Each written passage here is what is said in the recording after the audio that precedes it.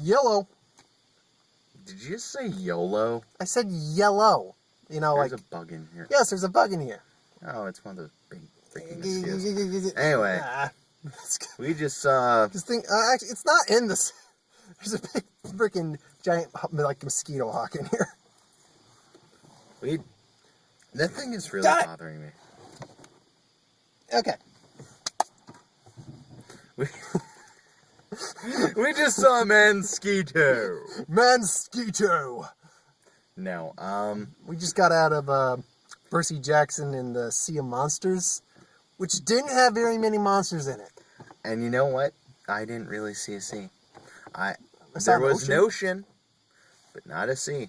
Seas are landlocked. And there was a monster. So it should have been Percy Jackson and the ocean of a monster. Or a monster of the ocean. Which way would you go? Monster of the ocean, ocean monster. I'm not sure on this. And there's something weird with their pronunciations. Because I swear to God, I actually read the Odyssey. Uh-huh. The one they show, I forget how to actually pronounce it, or what they called it. But it was basically that giant mouth. That. Sirius? Ceres. That might have been it. Sirius Satellite Radio? It was something along those lines. Yeah. It was like, you know, I'm looking at this like, okay, we're going to see the whole thing, because it's the scene in the trailer, if you've seen the trailer, where it's the giant, essentially the Kraken mouth opening up in the water. That's about all we see. Maybe a little bit of the body on the outside, and we got and when I say a little bit, I mean like half a quarter of the screen. Oh, we escaped. Okay. It's more like Jonah and the whale kind of thing in that scene. But I guess to start... We'll get into that scene. Yeah. I have some things to say. Guess to start with, what did we think of the first one, the Percy Jackson and the Lightning Thief? I didn't see it in theaters, but when I saw it, I thought it was fine. It was a fun little movie. I was okay with it. I think I liked that one better than this one. Wasn't Angelina Jolie No. And she was not even in that movie. Sean Bean was Zeus, though. Yeah. One of the few movies he didn't die in. Someone I know, like an actor, or rather actress, that I know of played... Uma Thurman was Medusa. That's what I was thinking. Yeah. Uma Thurman.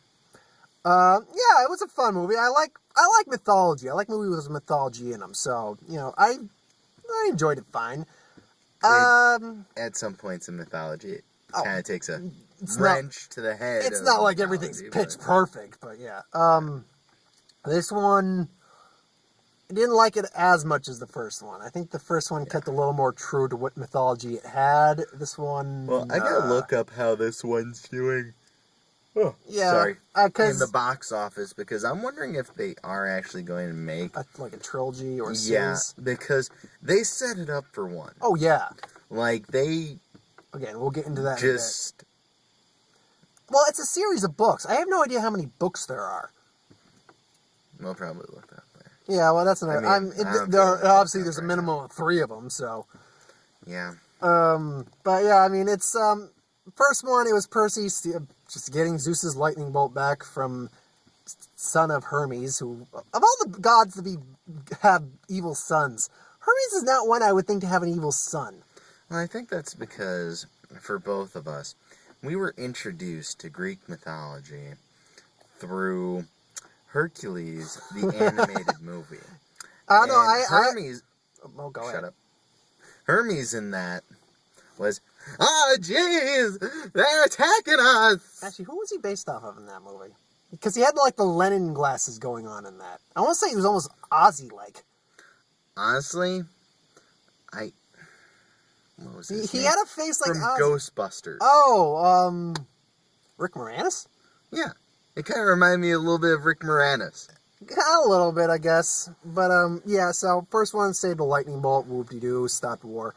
This one, if you know anything about the mythology of the world, they even explain a little bit in a very brief scene.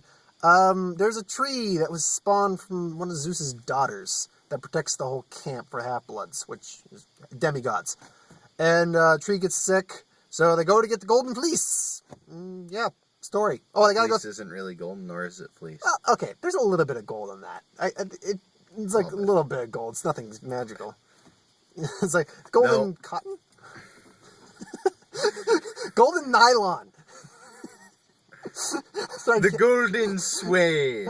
Fuck 1,000 thread counts. We got million thread counts. Alright. No. Let me be right. The golden corduroy. Golden denim. No. Has to be golden corduroy. Polyester. Corduroy, what? Alright. Golden corduroy. But, yeah, so that's the general plot of it. What's there really to say, I guess? I mean, the character of Percy Jackson himself, he's about the same as he was in the first one. The whole movie, to me, was very kind of meh. I'm not a huge children's movie fan. Yeah, that's what though this movie came very close at times. Like, they knew that people who were going to go see this weren't all going to be, like, really little children. So, they put in a lot of, like, comments and in-jokes and stuff like that, to where if they had gone a little bit further, it could have been. It would have been PG-13. Like Dionysus, the god Dionysus. If you know Greek mythology, you know who Dionysus is. Basically, he's the god of partying, essentially. Yeah, that comedy made earlier, because apparently Dionysus did something to piss off Zeus. Zeus cursed him, and he pours, turns into water. So it's just like, the Christians have a god who can do the reverse of this. That's a god. I'm just like, okay, cute line. Yeah. Dionysus, he's Dionysus. He doesn't do much.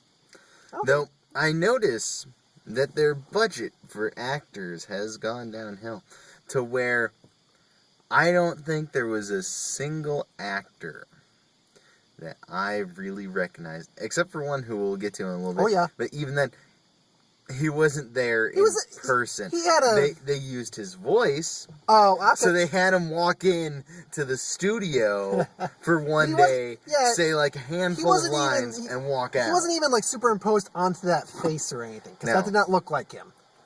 But we'll get to that in a minute. But there's no Pierce Brosnan anymore, the Centaur. He's now replaced by Giles from Buffy the Vampire Slayer, like something Stewart Head or Head Stewart.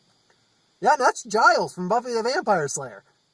First of all, I've never watched Buffy. I know. So I know who Giles is. Second of all, I'm surprised that you do. I actually did watch some Buffy the Vampire Slayer. So sue me. Hey, that's Joss Whedon. Joss Whedon doesn't do bad. Okay. I watched Big Wolf on Campus. I loved Big Wolf on Campus. Well, that's another review entirely for a different day. Yes, we will one day review Big Wolf on Campus because I loved that show. Okay. I'm going to also have to make an announcement at the end of this video. Oh, yeah, but anyway, okay. The Repo Man from Repo Genetic Opera. That was Giles from Buffy the Vampire Slayer. That was the Centaur in this. Chiron was his name. If I had known that, you would have been like, oh. I wish I could have gone back in time. It's a thankless job, like a mop. It's like, hey, Chiron. Remember when Percy went after Save the Living? I remember. How many years ago? 17. Okay. We gotta stop now. We're going to also review a Repo Genetic Opera at some point. With the commentary that we have learned from going to a couple live action Repo performances. Yeah, but hilarious. The characters, the three main characters, there was Annabelle, Percy, and Grover.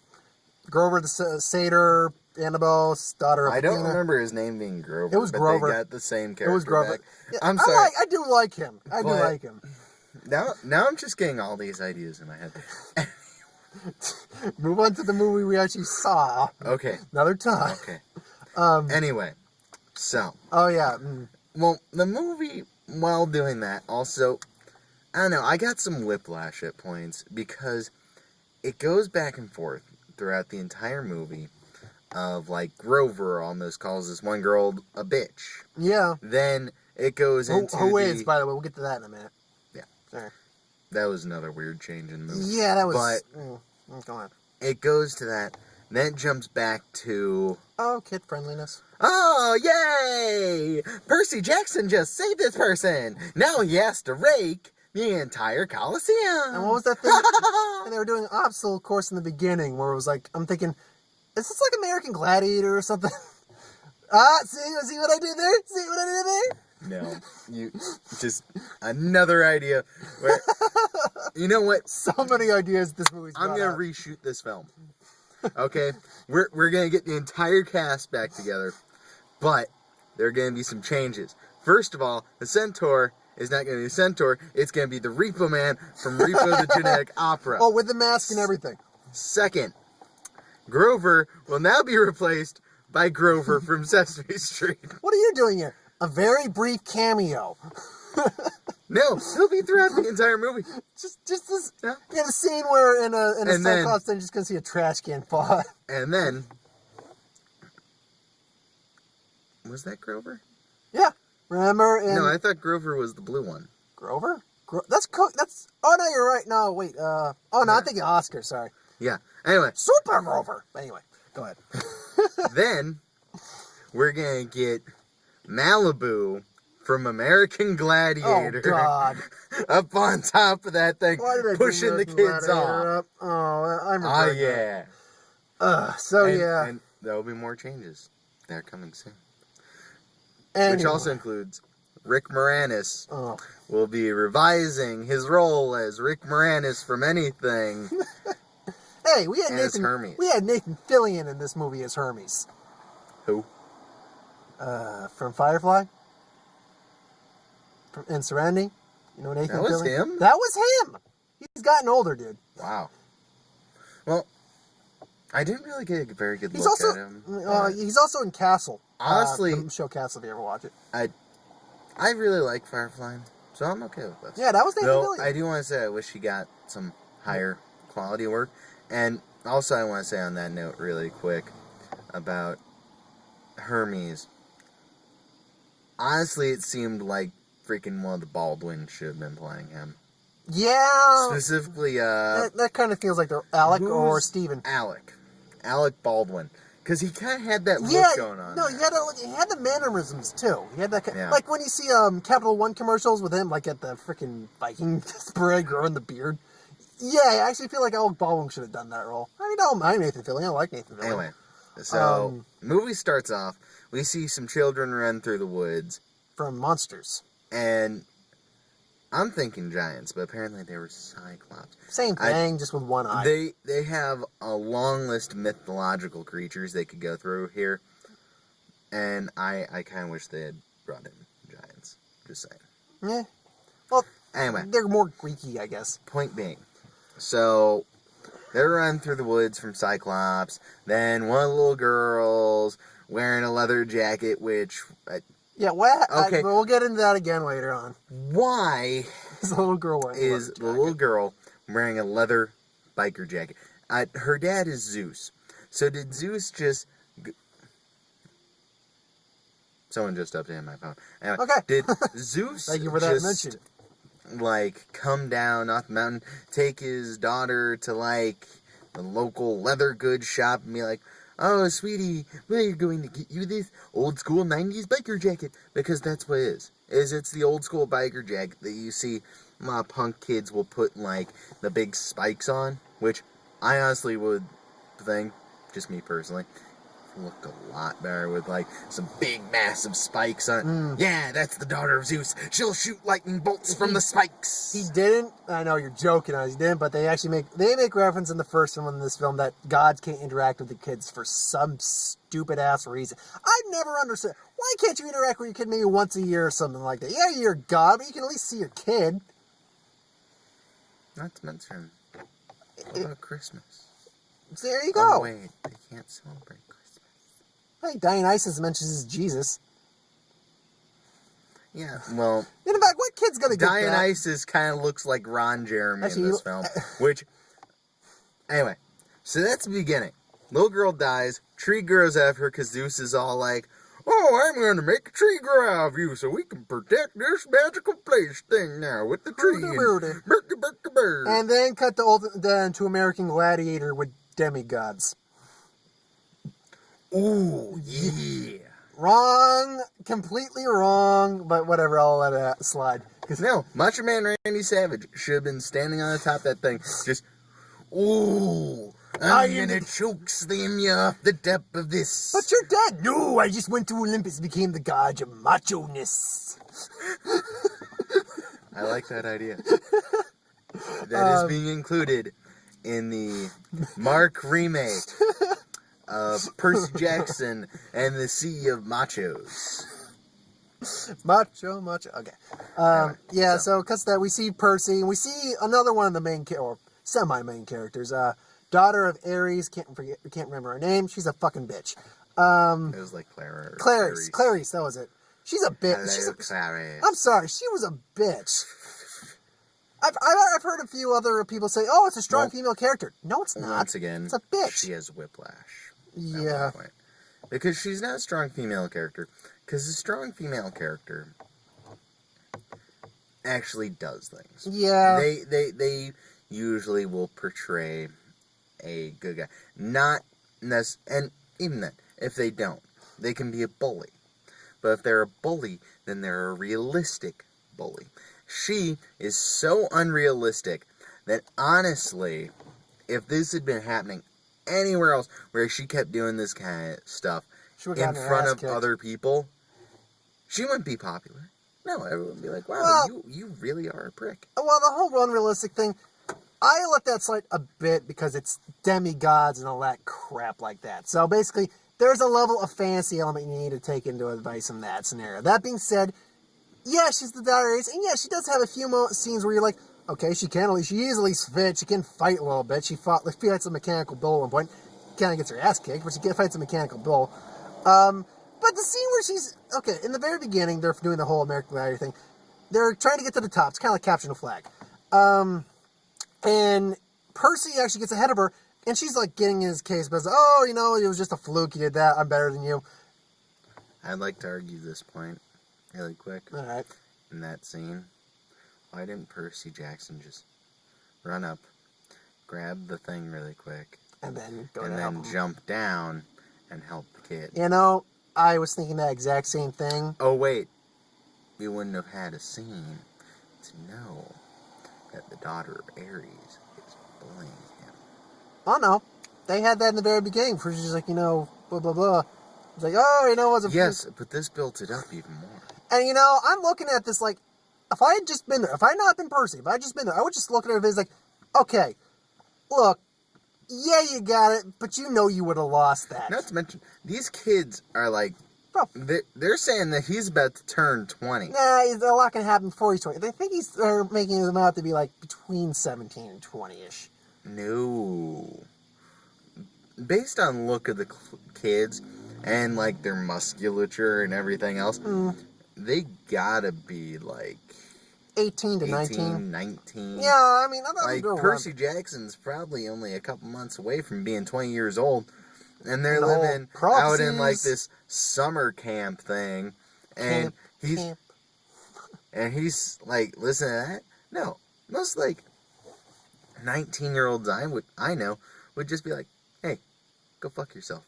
Give her the finger. Hey, and then this is a PG movie. We can't allow that kind of standing up for ourselves and having a backbone kind of thing. No, we need to be a punching bag so people can learn lessons.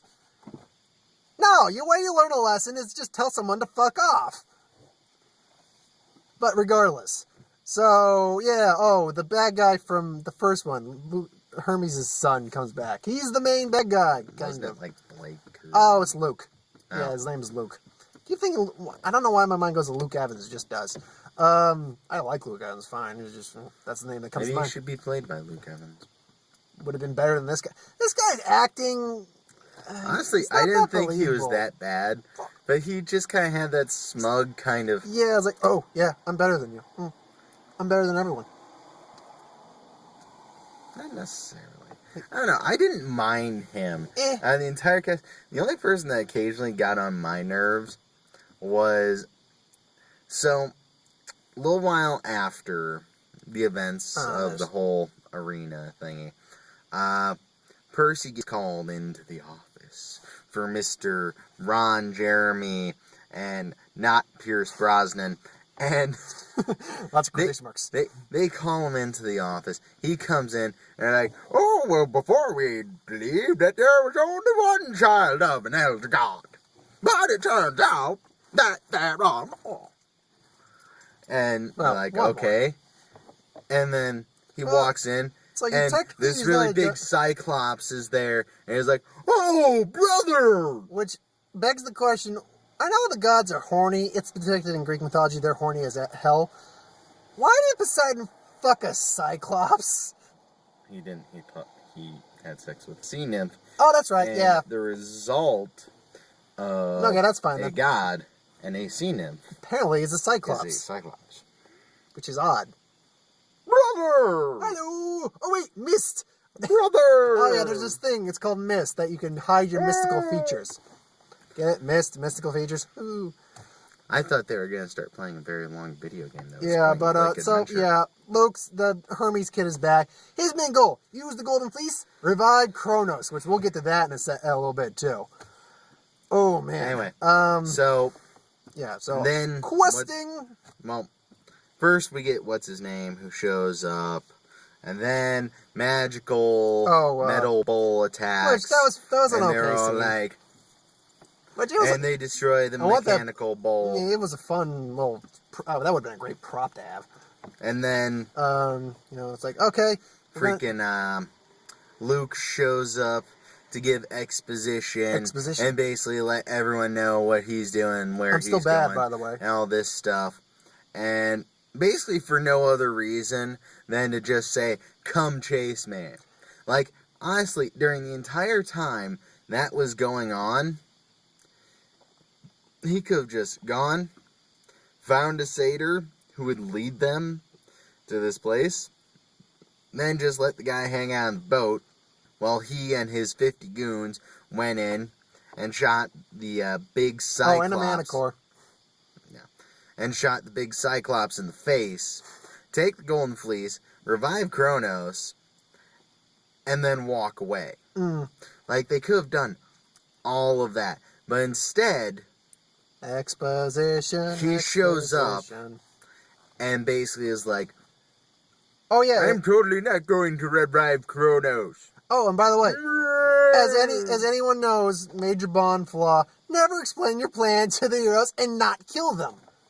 Well, then basically he runs away. Like a bitch. You're like, okay. Then one girl raises the question, how did they get through the barrier if the barrier is supposed to stay intact? Oh, tree sick. And then they're like, oh, someone has poisoned our tree. We must go questing for something to save the tree. Golden Fleece. Yeah. That was basically it. Basically, Ron Jeremy here's his plan for Golden Fleece thing. He shows up in front of the crowd and is like, Steals the idea. let's go find the Golden Fleece. Oh, yeah. You. Let me read some notes off my hand. Let's go find the Golden Fleece. Oh, bitch. Yeah! Oh, bitch girl who was mean to him just for no other reason. You are apparently your greatest hero. Go off forth. Oh, and, yeah, her satyr friend. Yeah, it's like, I got this. Okay. that was funny. I want to say, in terms of the other satyr, because you only see two satyrs in this movie. Yeah. Grover Unless you count the and skulls. the guy I'm going to call Mike. Yeah. See, Yeah. to explain, we know a few Mikes. One in And- particular. Well, actually both of them.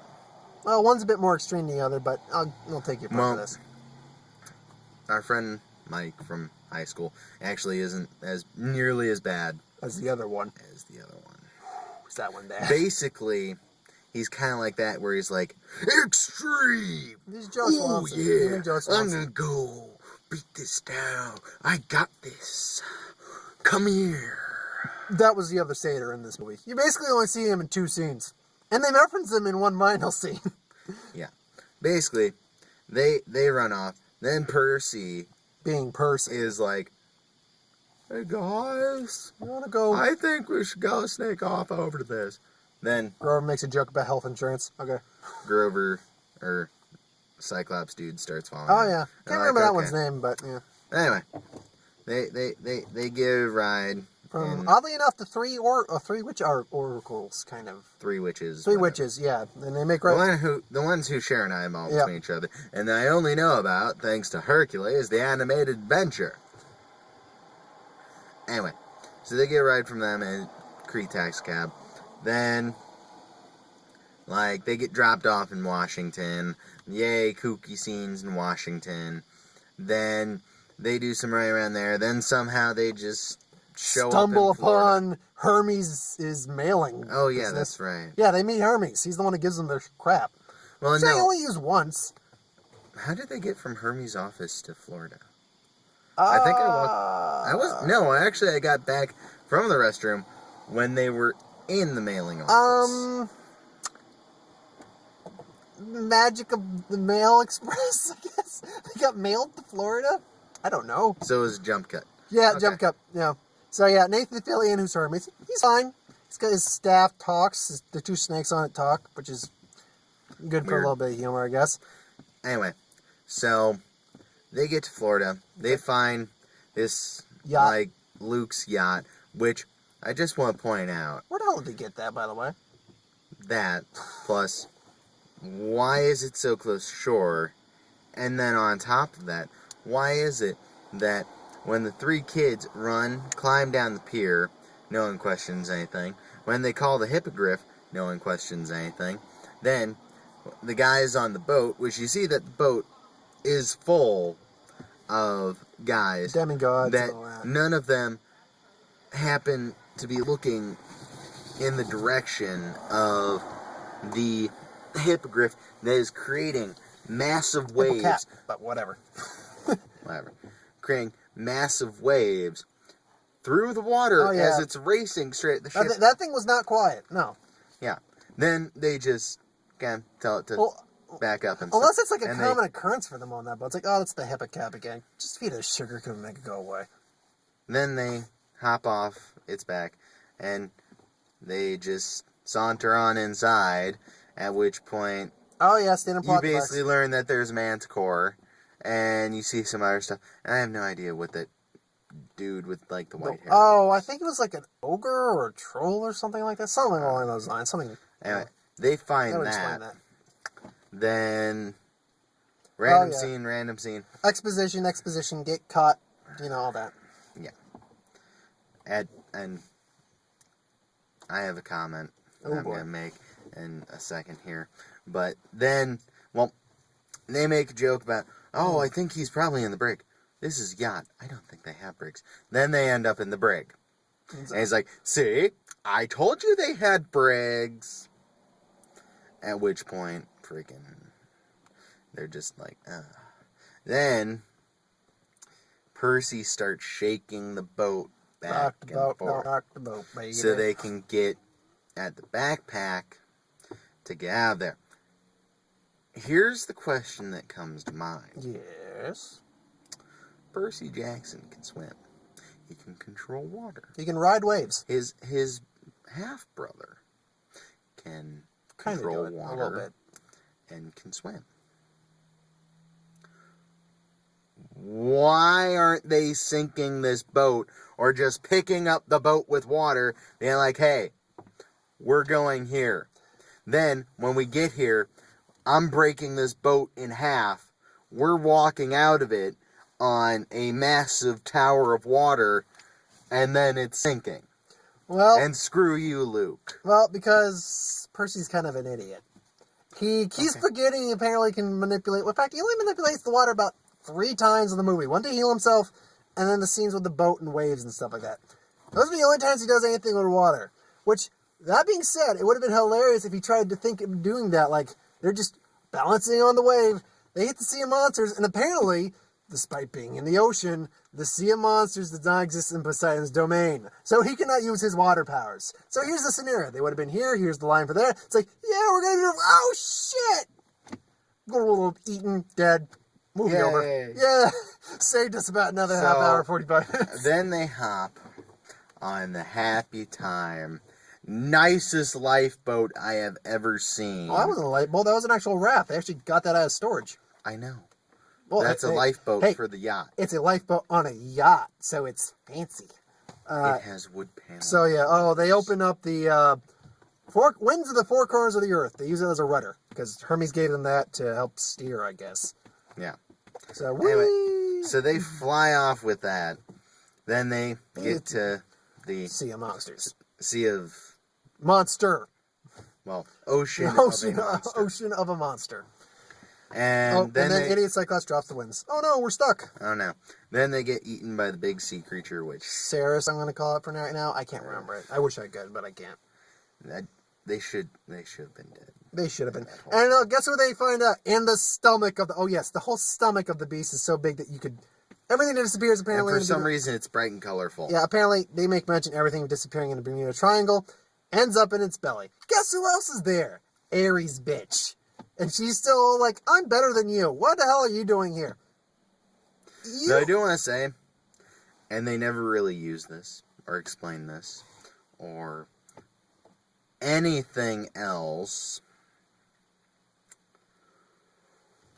Why, and I have more questions to ask in regard to this, but why does she have a Confederate Ironside ship, of which there were incredibly few made? Why does she have that? And why does she have a Confederate crew? Oh, zombies. But they don't like being called zombies. They like being called Confederate soldiers that were sacrificed to the glory of Ares. Why the fuck not? I'm sorry, that gave me a laugh. Oh no, excuse me. Confederate sailors that were sacrificed to the glory of Ares. Apparently, according to her, her dad has these things laying around because he's the god of war. It was that or a Vietnam vessel of some kind. Okay, that raises another question. If her father has these things lying around, doesn't that mean that she has to go to his house where he lives to pick them up in order to use them? So she would have to see him when she stops off at his house? Unless he owned a business and it was just a scrapyard. But semantics. It's like, stop bringing whatever logic you can. This movie does not call for logic at all. It wasn't that bad. But no, it wasn't. I mean, it's visually actually a pretty nice film. Hippocaps was actually really well animated. But again, actually, this brings me to my next problem. Well, they're in the stomach. They are doing their thing. They meet the Confederate soldiers, all that stuff. Next problem I have. Why is there an actually no. It was automatic. An automatic turret gun. Not like, can you do this? No, it's... No, literally. Boom, boom, boom, boom, boom, boom. That would not be on Ironside ship. You're really going to question something that the god of war has? He's probably tricked these things out. And put Christmas lights on them, apparently. Yeah. Anyway, they get out of the stomach. Yeah, get out of the stomach. Journey to the island Here comes the next problem. The island of whatever it was. It's an Ironside ship. It is underwater. Oh, yeah. These you don't ships to the top. were designed during a period of time when the entire ship would not be waterproof. And water would start leaking from everywhere. Not to mention, they're fairly deep in the water, so among other and they were showing that for a brief second, like, oh, is something plausible going to happen? No. Well, they freaking come out underwater, somehow all survive not being drowned alive, get to the top. Oh, the pressure then crushed their skulls in. Yeah. Get to the top, then... And they make it to the island where someone tried to build a theme park.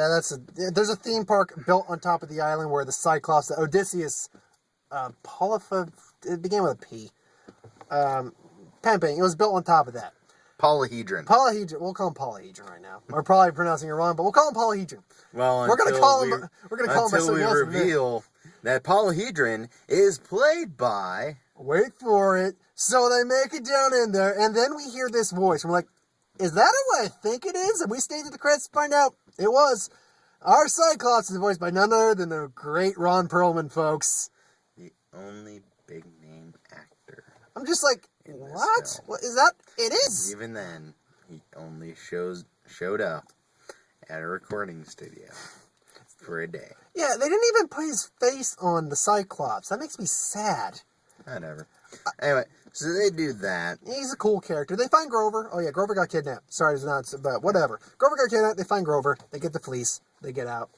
Then, oh no, they tricked them because, haha, we got you do all the dirty work. It's like, no, boo, fuck you.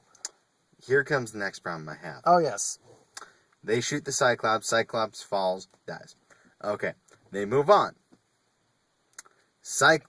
Well, that happens. So Then they're captured, tied to a post, gonna resurrect Kronos. Yeah. Then Kronos is getting resurrected. And basically one of the big problems throughout the entire film is, oh no, this person has been hurt and is probably dead. Oh no. Oh wait, no, because I'm the son of Poseidon, and water is my friend. Well, they do that to a lot of people. Wait, but actually, you know what? They did it to Grover, they did it to the Cyclops. They did I'll it get to that. to... I'll get to mention that in a minute. What's her name? Like, their female friend who knows lots of stuff. Yeah. Annabeth. Or Annabelle. One of the two. They did it to Percy Jackson. But that's continuity in that movie here. If that whole sea is not the realm of Poseidon, why the fuck was the Cyclops able to heal himself? I'm sorry, you know... Do you want to know why? Go ahead. No, I'm not going to come here because you're going to hit me. You're going to hit me. I know you're going to hit me. No, I won't. Why then? Don't you question this film! Yeah. You actually hit my nose. Don't you question this film! Okay. But yeah. Brief mention. The Mike Sater dies off screen. Oh, yeah. This is something that should have been in the movie. They run into... Oh, yeah. Ares bitch again. What was its name? It's not a Hydra. Sissel or something like it. The game, it was kind of like that. Basically, it's an 8-headed being kind of like a Hydra, but not exactly. They ran into that. They don't show you this. No. But they ran into cool. that. And then Mike basically looks at it and is like, I got this. And then she just goes, famous last words. It's like, so he died off screen to this, which would have been awesome to see. God damn it, you're not putting the right things in here. The most awesome scene in creature effect in this movie is probably just the Ron Perlman Cyclops, and that's just because he talked and he was decently animated. yeah, he actually looked pretty good. Yeah. But anyway. So yeah. So they do that. Then Kronos is risen. Kronos rises. I hate the art design. Yeah, you know what? I'm trying to figure out which one was worse. This Kronos or the one from Wrath of the Titans? I like the one from Wrath of the Titans more. I guess I do too. I didn't think the art design for that one was that bad. No, the By art the way, design, but... here's the question.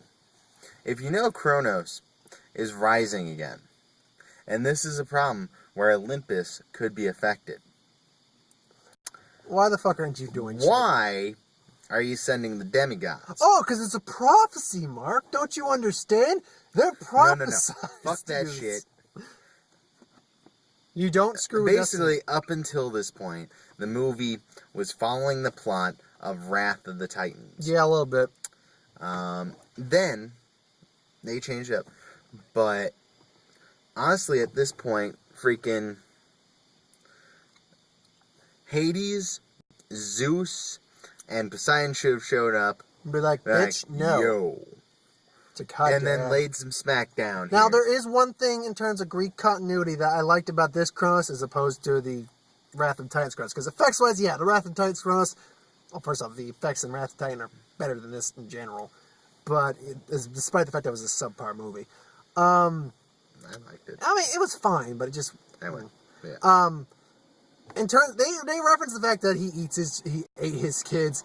And I like this. Luke, our Hermes bad guy son, whatever, thinks he's like, oh yes, I am your great-great-grandson, blah, blah, blah. It's like, my favorite, just swallows him fucking whole.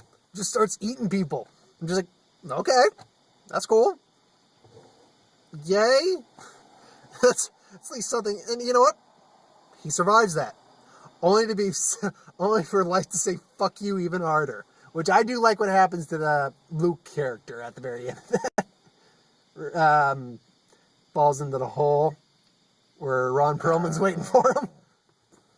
Yeah, but he probably survived that. Probably. If there's a third one, which if this is doing well, if there will be, he'll show up again.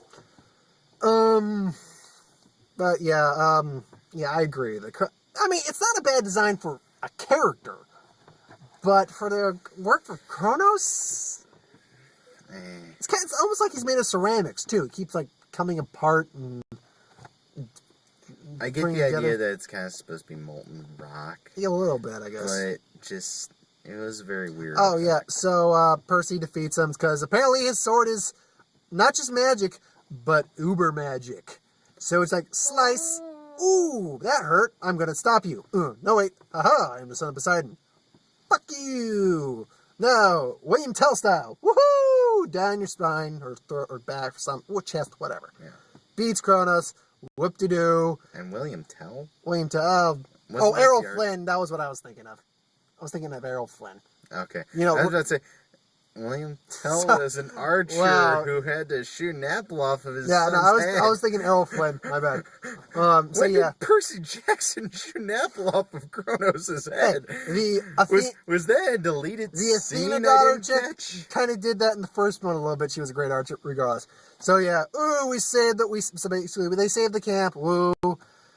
Yeah, so it's like, they bring Zeus's daughter back. Yeah, apparently this place is so fucking strong. Zeus's daughter's brought to life at about the same age they are. Now, the reason her clothes fit. Yeah. When she was killed, when she was I want to say about an 8 or 10-year-old girl. And by the way, this is her, as we're going to say, about 19, 20-ish, with the mentality of still an 8 to a 10-year-old in a 20-year-old body. Oh, there's things that are wrong with us. Well, she probably won't have that mentality, but she doesn't. She hasn't matured enough. She didn't go through. Well, not necessarily. Not necessarily. Because of her body update, she's probably mature enough, but she just doesn't know anything. So, let's say they're about 20. Take 2 years off of myself. So that means they were born in the 90s. So she's about 8. It was late 90s, early 2000. Let's see. She would have been born 2 years before. She's going to be surprised by the internet. Oh, yeah. Among other things. And they do get technology in the camp. So, you know. Yeah. But, yeah, so that's how the movie ends. So, sequel bait right there. So yeah, that was Percy Jackson, Sea of Monsters. I didn't like it as good as the first one, and I only liked the first one well enough. It's not bad, it's just, what would you say, unnecessary? I don't know. It's one of those movies where, like in our case, we want to see a movie, but there's nothing really amazing. We've already seen the good stuff we wanted to see. Yeah.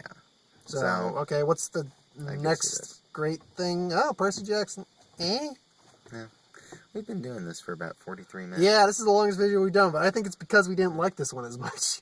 Normally when we talk, it's on stuff we really liked. we went on. Yeah, we went on a little too bit here and there. But yeah, trailers, I guess. What do we get for trailers? We got that, and these are mostly kids, Frozen, which started off with a derpy... I swear to God, that snowman looks familiar. Wait, you remember Johnny Bravo?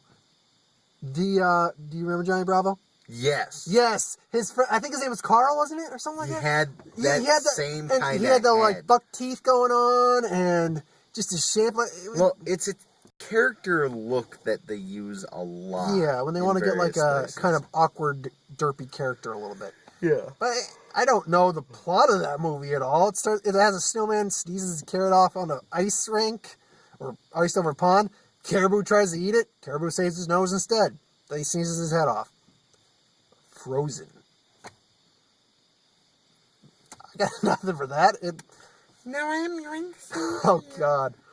one of my favorite songs. Memories in a corner. Basically, it starts off with like this little shit. Oh no, it's a cat. No, she says, "My name is Katie the Capybara, and I'm going to sing one of my favorite songs." She starts singing "Memories." A jaguar comes out and swallows her whole, and then starts belting her music out. It's kind of weird. It was. They're entertaining. It wasn't. It was fine. I think that's the only thing I'm gonna like about that. I didn't see the first Rio at all. It wasn't my. Oh no, I was seeing Rango instead. Oh yeah, we were seeing good kids movies. And somehow Rango is a kids movie. Yeah, hey, it's an anime kids feature, but whatever. What were some of the other ones? We got Ender's Game, which you can comment on that one. I know something that they did wrong right after that. I haven't read the book Ender's Game. I think I have. I can't remember what it was. Want to. I know that my parents have it somewhere at the house. But part of the problem I have right off the bat is one of the big plot points for Ender's Game. And we are going to spoil this because the movie's not even including it as far as I can No, it doesn't look like it at all. Is Ender the kid doesn't know it's not a that game. he's fighting an actual war. He thinks it's a game, basically. Yeah. Which, I don't know if they're going to include that. It didn't seem like they don't come off it like, because, okay, Ben Kingsley and Harrison Ford in this movie, which, of any movie to put those two actors in who are great actors. Love Harrison Ford. I love Ben Kingsley. Ender's Game, I think, is a good movie to do that with. Unfortunately, Ender's Game really is like one of those holy shit books. And don't get me wrong, the trailer looks, effect-wise, it looks really good. It does. It looks like it could be a good film. It's just, and Harrison Ford and Ben Kingsley both look like they're going to give decent performances. But I agree with you. You messed up plot, and from what we could see, it didn't look like they were doing that with the trailer at all, with the plot. He's pretty well assured he's in a war. Yeah. Harrison Ford is like, you'll be remembered as a hero. I want my family back. I want my family back. Your family's dead. They were killed by aliens. Fuck. Harrison Ford searches for the Golden Fleece. That's a movie I want to see. On the alien planet. Actually, add that to the Percy Jackson remake. Instead of whoever plays Percy Jackson, get Harrison Ford. And it's not to save the camp, it's to save his family. He wants his family back. And then Harrison Ford playing a 19-year-old kid. I'll watch that. Yeah. I'll watch that all night long. Then we got The Secret Life of Walter Mitty. Maybe I should look this up on my iPod player. I should look this up on my iPod. It's called an iPod? No! It's spelled iPod. I want my family back. Give me back my boy. Holding this and just holding like this. Actually, you know what? Just walk out to the ATM, shake the ATM. I want my family back. I want my family back. And then we had The Secret Life of Walter Mitty, that new Ben Stiller one coming off, which doesn't look bad. It looks interesting, at least, which it was both the same trailer and not the same trailer. The end of the trailer was different than from the ones we saw before. Yeah. Which is, he's like talking, at the end of the trailer, he's talking to like a Native American of some kind. Or Inuit. I'd like to rent a car. It's like, we have a red one and a blue one. Just red one, blue one. I'll take the red one. The whole trailer looks interesting because it's apparently delving into this guy's just imagination. Partially. Some of it is actually stuff he apparently does. Some of it's his imagination. Well, the basic idea I get from that is that basically he keeps feeling like this pull. He works at Time magazine and keeps feeling like this deep pull in him to actually be like the photographers and all this stuff. Interviews. Well, no. Oh no, he doesn't interviews. Yeah, but the people. I'm guessing he's an editor. Something like, basically, he leads that kind of ordinary life a little bit. And he just feels this pull to go out in the field and actually do. Oh, and he's apparently enticed by a photo of Sean Penn doing this. Yeah, that was Sean Penn, by the way. Pretty sure that was Sean Penn. But yeah, some of it looks like it's in his mind. Some of it looks like it's stuff that really happens. Yeah. It's just, you want to make something of your life and want to experience something kind of. Well, here's the next thing. After that, we got The Hobbit. Oh, yeah, The Hobbit trailer. Now, I'm happy because this is a new Hobbit trailer. And here's why. Ah, yes. It's the exact same Hobbit trailer, but as with the early trailers of the Dark Knight Rises, where and this, same thing, where you had the early trailers of The Dark Knight Rises, where you couldn't understand Bane, then you had the later trailers, and you could understand him perfectly well. It's basically kind of like that, where you had the early trailers, where Smaug looked like shit, and now you have these better trailers, where he's looking better. He's looking better. And and then first off, I liked it. I'm not a huge Lord of the Rings fan. I really did like The Hobbit a lot. And I look forward to seeing this, because first off... I'm going to play you the ballad of Bilbo Baggins later. Oh, thank you. Bilbo. He's only 4 feet high. Thank you. Leonard Nimoy. Yes. But, and I look forward to this, because first off, Benedict Cumberbatch is going to be Smaug. That alone is great, because I love Benedict Cumberbatch. I've really gotten into him as of late. And it looks like a good whole... Unfortunately, they have to split this up into 3 different movies. And they didn't even want to do No, that. they The studio forced them. Yeah, I think Peter Jackson was fine with just 2, but, actually, I think he was fine with 1. Yeah, I think originally he just wanted to do 1. Which, honestly... And the studio was like, no. And he's like, okay. Which, honestly, as long as the Lord of the Rings movies can be, I don't think 1 movie would have done The Hobbit justice, per se. I think 2 movies is a good place that it could have been at, but whatever. Well, here's what I'm wondering. How are they going to make a 3rd movie after this? Because... They don't like... Well, let me explain. Alright. Because in the book... I'm going to spoil this for you. But then again, the book has been around... What now? For 40 years easy? No. 50? 60?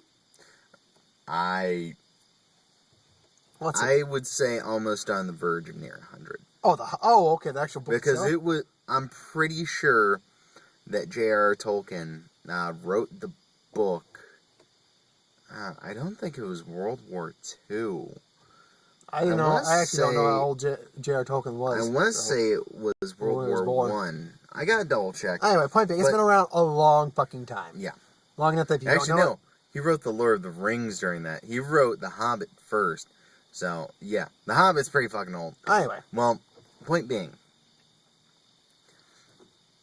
in this second movie coming up, they finally get to Smaug. They find the treasure. You don't have enough material. Let's say that they stop it. The second, they have interaction with Smaug, they just kind of have a, oh, you're a dragon! And Smaug's like, credits end. Yes, I am a dragon. Cut the credits. That's where you end and continue. No, that's not going to happen. Well, even if they did cut it there... Yeah, which they're not going to, but...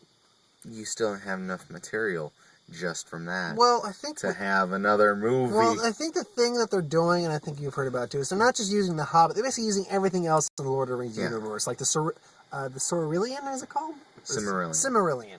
Using that, I never read that. Which, something... And a few other things... And a few other things that are supposed to be put in there. I swear to God, if they put Tom Bombadil in The Hobbit, I'm not sure if I'd be okay with that. Where? I don't know. I'm just saying. They're throwing everything they couldn't in Lord of the Rings and other stuff in there. Of all the places, they choose Tom Bombadil. I mean, don't get me wrong. Tom Bombadil is one of the best characters out of that book. But I don't want to see him in The Hobbit. Anyway. So, basically what's supposed to happen after the dragon gets killed, which the dwarves and Bilbo don't kill the dragon. Nope. Someone else does.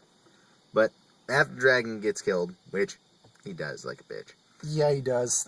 Here's what's supposed to happen. Is they get all the treasure, but then a massive war ensues where shit tons of orcs and... Actually, no, not even orcs. Orcs weren't in it. It was goblins. A shit ton of goblins. And maybe some orcs. Well, we got the white orc. Well, there's supposed to be them, the dwarves. Like, this was like a battle between... Basically, races. No, I want to say like 3 or 4 armies. It was... all converging on that one mountain. Truth be told, it almost makes the Return of the King a little substandard at parts. I think like the Battle of Helm's Deep. Like, But jacked up. then, like, add in on top of that, like, shrink Helm's Deep down to just 14 guys, and then have them surrounded by, let's say, elves, goblins, orcs, Whatever else you can throw in there. Steve. Oh, when night rolls around, the trolls will come out for the nighttime battling, I guess. And then they're all assaulting them, and the dwarves are just sitting up there, just boom, boom. Like, a bunch of them die. Yeah. But Which I think might at least start happening, because if you see in the trailer, you see the white orc climbing on, like, the castle tower and stuff like that. Which, yeah, if you saw the Hobbit... he was attacking the elves. Oh, was he? Alright, Yeah. well, the elves are a big part of this again, too, so... Oh, and Legolas is back! Because, yay! People love Orlando fucking Bloom. I'm sorry, he's an okay actor. I just don't care. I know, but my girlfriend likes him. Yeah, well, yes, So. she does. I don't mind Orlando Bloom when he's playing Legolas. I also Because don't... he does a good job. No, the problem I had was when he played Will Turner. Even the first time around, it wasn't bad. It was just a stereotypical inexperienced guy. After that, I got tired of it. You want to know why? Why? Because he was supposed to be the lead of it. Oh, yeah. No one expected Johnny Depp to do what he did. And you know what? Like, they just took the guy from, I think he was in The Crying Game or something like that, or Boys Don't Cry, and like, What? not Electric Avenue. What the hell are you talking No, about? Jump Street. 21 Jump Street? Yeah, they took him. They took the guy from 21 I was Jump Street. wondering which one you were and trying to like, reference here. Play a pirate. And he's like, 7. oh, okay. And then he walks on to the set, gets in front of the camera. And starts now we're doing going to his have thing. Pirates of the Caribbean 5 in 2015. Which, that title's been announced, by the way. It's Dead Men Tell No Tales. Which means Jack Sparrow might die. Which, you know what? I love Jack Sparrow, but I think it's time for him to die. No. Hey, I'm sorry, man. Jack Sparrow, I think, either needs to die or, like, cheat death or something like that. But, you know. I will say this before we cut off. One thing I love in the Hobbit trailer is the very end where Smaug appears. Another reviewer on YouTube made a great... I will plier you. Why? Jack Sparrow doesn't die, Okay. Really? Because he died in the second one. Jack Sparrow always comes back. We're on camera right now. You realize this. I have pliers. It's like, yeah, I didn't actually realize that. I forgot. No, I did. Yeah, no. And the one thing, another reviewer on YouTube made a comment when he talked about the trailer. Is in the scene where Smaug just rolls around that column and Bilbo sees him. That's basically the moment where you're not seeing it happen, but you're seeing a Hobbit shit bricks at that moment. It's like, well, wait a minute. I saw his trousers drop a bit. Yep, those are the bricks shat right there. Anyway. But yeah, no, that's it. We yeah. talked a long time, nearly an hour on this. Yeah. So yeah, we'll talk to you for the next one. Bye.